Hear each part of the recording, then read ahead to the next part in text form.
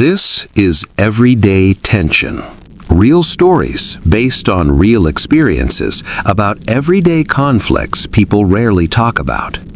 This story was shared anonymously. If you'd like, you can support the channel by liking or subscribing and let me know in the comments where you're listening from. Here's what happened.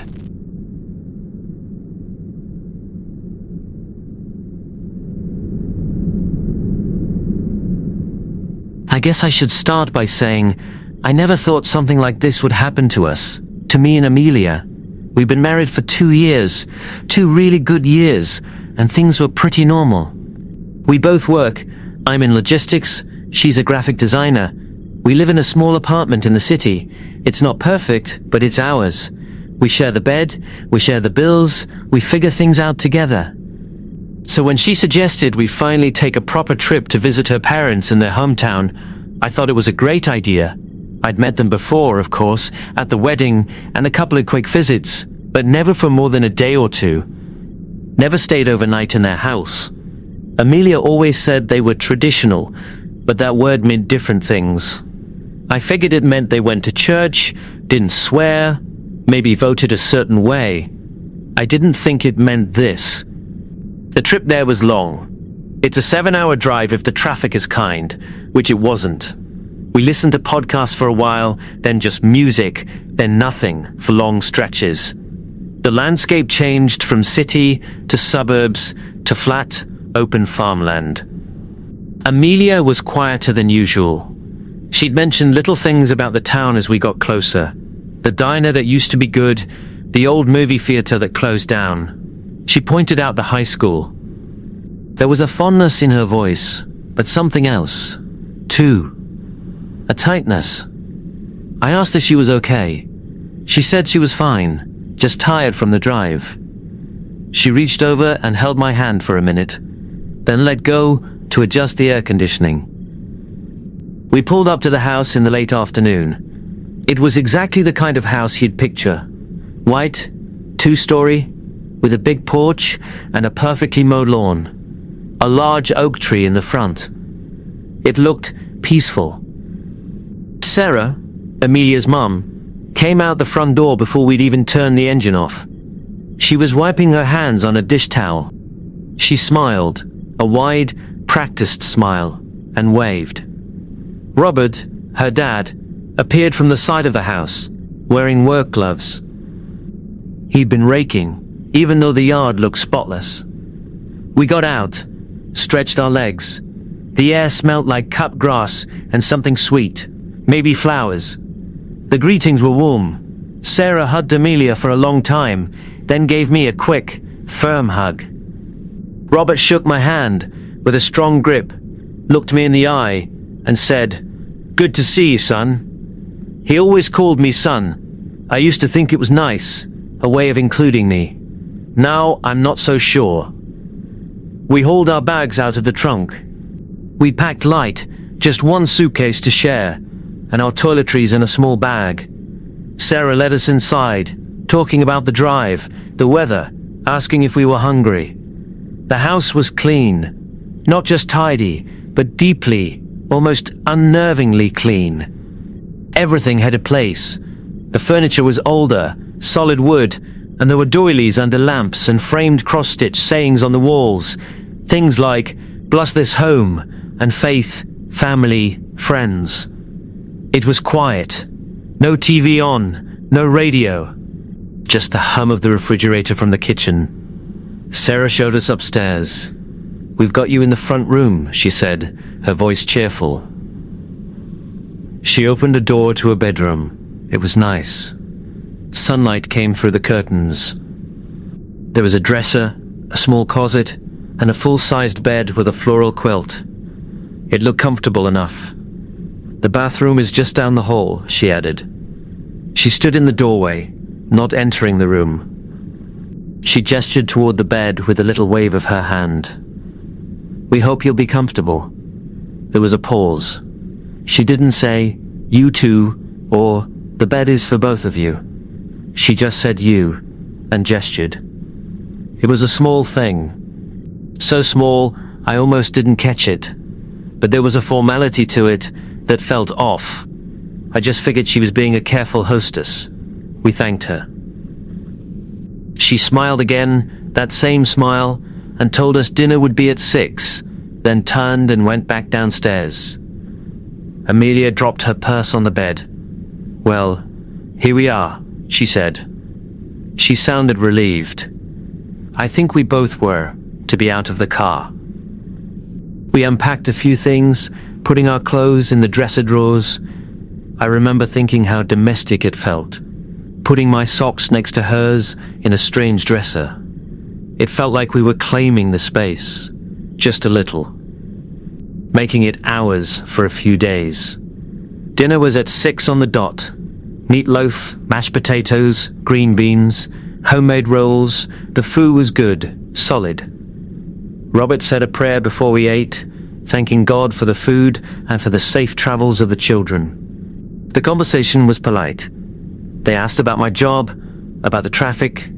They told stories about neighbors we didn't know. Amelia talked a bit about a project she was working on. It was all surface level. Careful.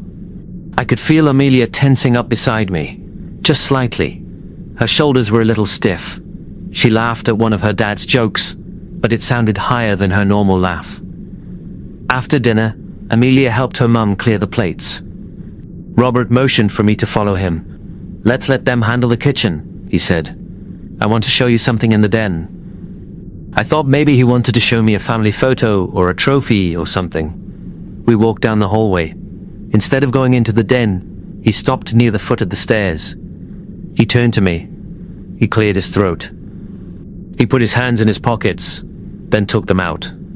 "I need to have a quick, serious word with you," he said. His voice was low, quieter than it had been at the table. "Okay," I said. I was still thinking he might be about to offer me a beer or ask my opinion on his lawn. He looked down at the floor for a second, then back at me. His expression was completely solemn, no trace of a joke. "Sarah and I," he began, then paused. "We feel it's inappropriate for you and Amelia to share a bed while you're staying under our roof." I stared at him. I actually think I blinked a few times. My brain just didn't process it at first. It was so bizarre, so out of left field, that my first thought was he was pulling my leg. Maybe this was some weird, old-fashioned hazing ritual, testing the new son-in-law's sense of humor. I almost smiled, but his face was stone. There was no twinkle in his eye, no hint of a smile playing on his lips. He was dead serious. "I'm sorry," I said, because I truly hadn't understood. He shifted his weight. "It's about respect," he said, his voice still grave. "Our house, our rules. We have traditional values. We believe in a certain propriety. Having unmarried couples share a room, it's just not something we're comfortable with. It goes against our beliefs." The words unmarried couples hung in the air. They felt like a slap. "Robert," I said, and I heard my own voice get firmer. "We are married. We have been for 2 years. We have a marriage certificate. We share a home." He nodded, like he'd expected me to say that. "I know that. And under your own roof, that's your business. But here, you are our guests. And in our belief system, it's important to maintain a certain decorum. Even married children should observe separate sleeping arrangements when visiting their parents' home. It's about respect for the household." I felt a hot rush of anger start in my chest. This wasn't about respect. This was about control. It was about them not wanting to acknowledge that their daughter was a grown woman with a sex life. It was about pretending we were still just dating, still chaste. It felt insulting. It felt like they were reducing our marriage to something dirty or secretive. "So, where am I supposed to sleep?" I asked. I tried to keep my tone level, but it was hard. He gestured toward a doorway off the living room. It led to a small, formal sitting room nobody really used. In the corner was a short, floral-patterned sofa. It looked stiff and uncomfortable. "The sofa in the sunroom pulls out," he said. "It's very comfortable." I looked at that sofa. It was maybe 5 feet long. I'm over 6 feet tall. The idea of spending 3 nights on that thing, exiled from my wife, while we were supposed to be on a vacation, made my blood boil. "Robert, this is ridiculous," I said, the politeness starting to crack. "We're not teenagers. We're a married couple. Sharing a bed is a normal part of that. Asking us not to it's disrespectful to us." He shook his head, a quick, final motion.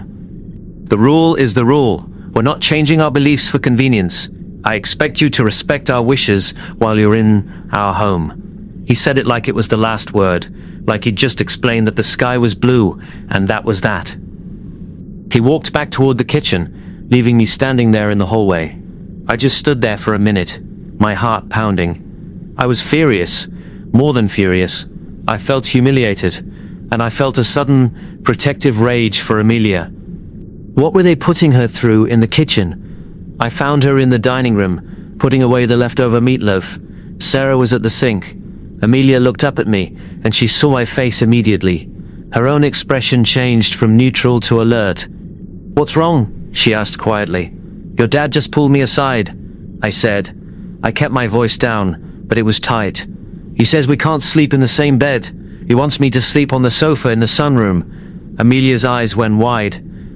Then they narrowed. She put the plastic container down on the counter with a sharp click. She didn't say a word to me.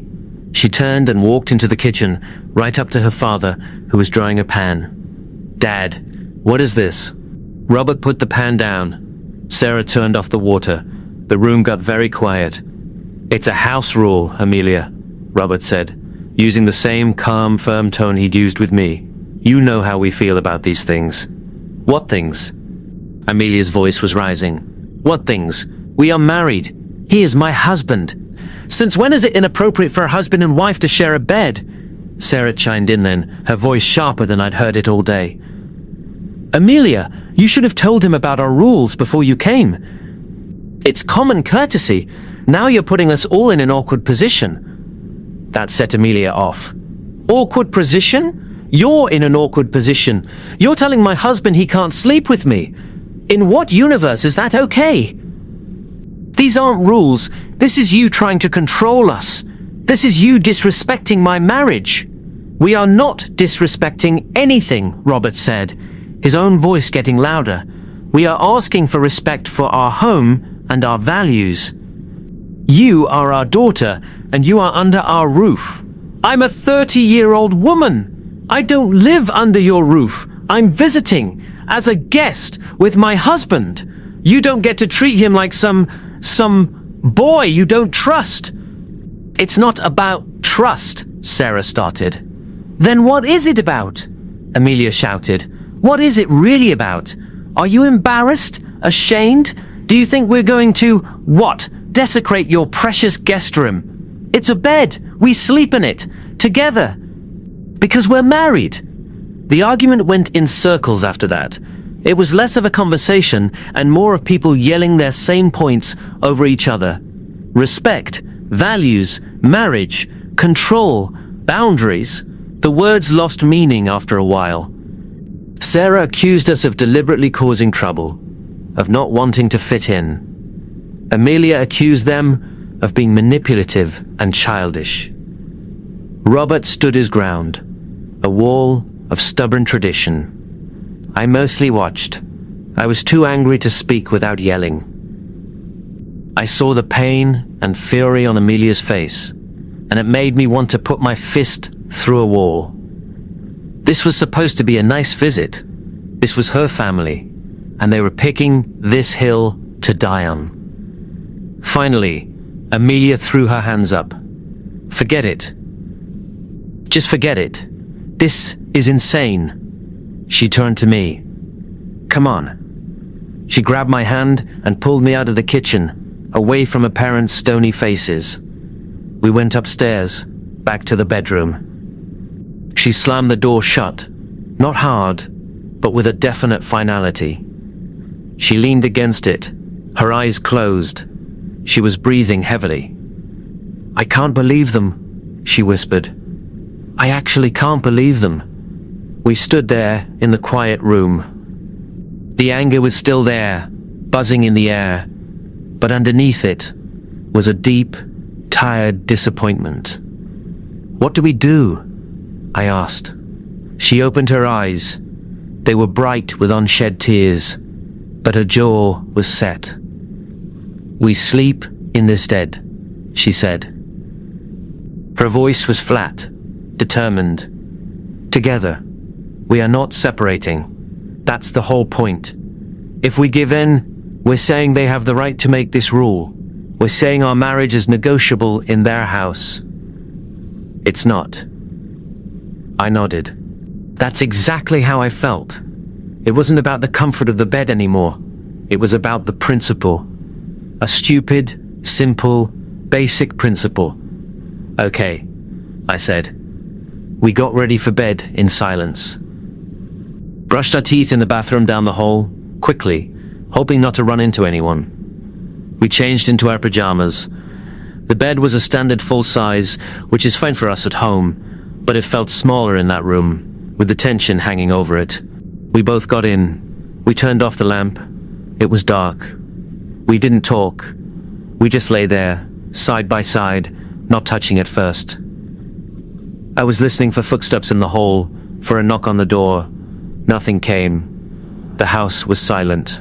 After a while, Amelia rolled over and put her arm across my chest. I put my arm around her. We held each other. It wasn't romantic. It was solidarity. A pact.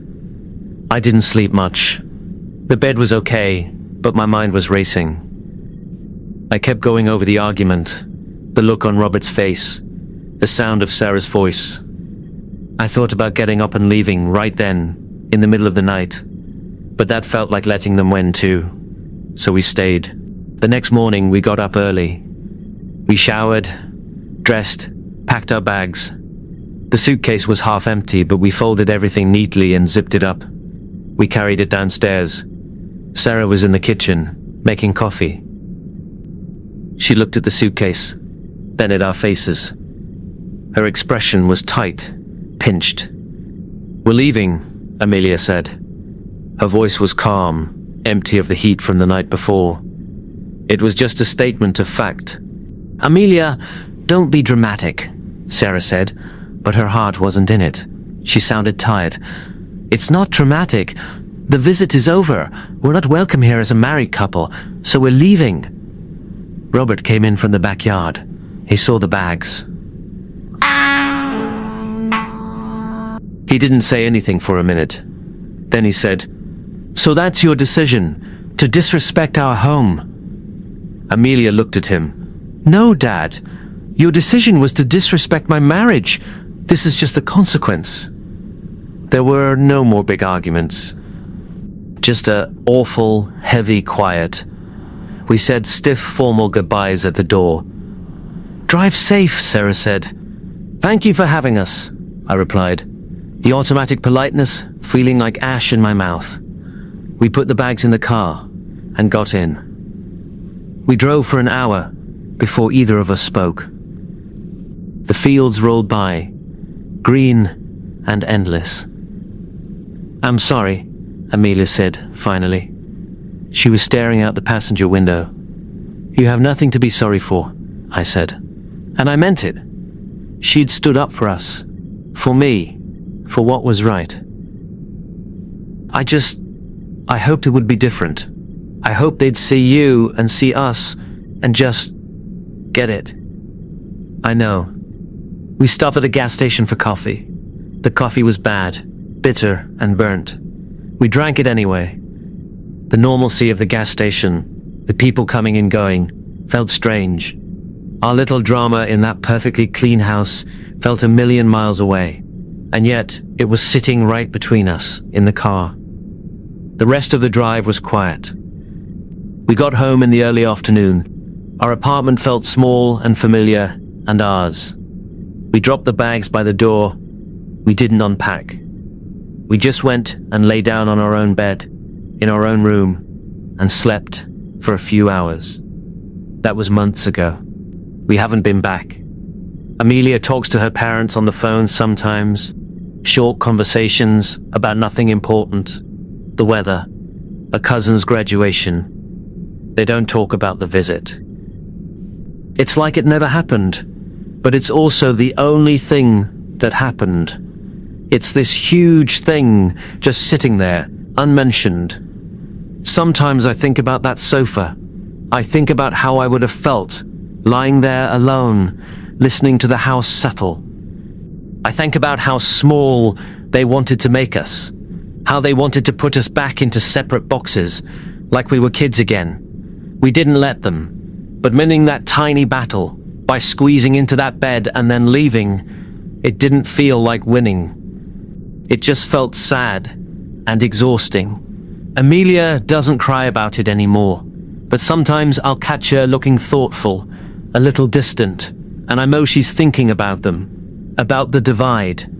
It's not just a difference of opinion, it's a canyon. And I don't know if a bridge can ever be built across it. I don't even know if they want to build one. Maybe they think we should be the ones to cross over to their side, to apologize for expecting to be treated like the adults we are. So we just go on. We sleep in our bed every night. We make dinner. We watch TV. Our life is normal. But every now and then, when we're planning a weekend or a holiday, there's a hesitation, a space where that visit lives, and we work around it. We make other plans, and it's fine. It's okay, but it's also not. Not really. The bitterness of it is still there, a faint taste I can't quite get rid of. It's the taste of realizing that love from family can come with conditions you never agreed to, and that sometimes respecting yourself means walking away from it, even if it leaves everything quiet and unresolved.